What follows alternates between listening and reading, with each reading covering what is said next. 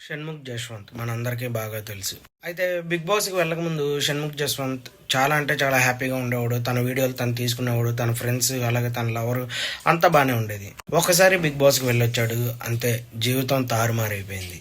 Big బాస్‌కి వెళ్ళొచ్చాక కొంతమందికి life అనేది టర్న్ అయిపోయింది. పాజిటివ్ నెగిటివ్ అవ్వచ్చు, నెగిటివ్ పాజిటివ్ అవ్వచ్చు. అలాగే షణ్ముఖ్ లైఫ్ కూడా చాలా నెగిటివ్ అయిపోయిందనే చెప్పుకోవచ్చు. బయట నెగిటివిటీ, అలాగే తన లవర్ తనని వదిలేసింది. తను ఎవరో కూడా మనందరికీ తెలుసు.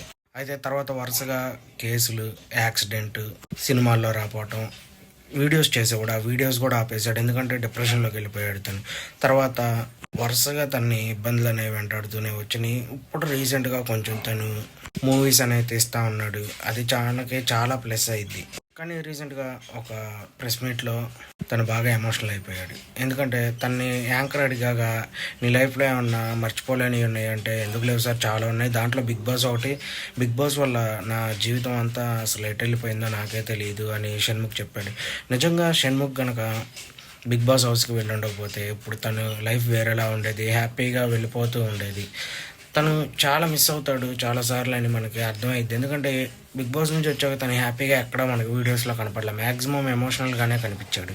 దీనిపైన మీరు ఏమనుకుంటున్నారో కామెంట్లో అయితే మెసేజ్ చేయండి. అలాగే మన ఛానల్ లైక్ చేయండి, షేర్ చేయండి, సబ్స్క్రైబ్ చేయండి. తప్పేమన్నా ఉంటే క్షమించండి. బాయ్.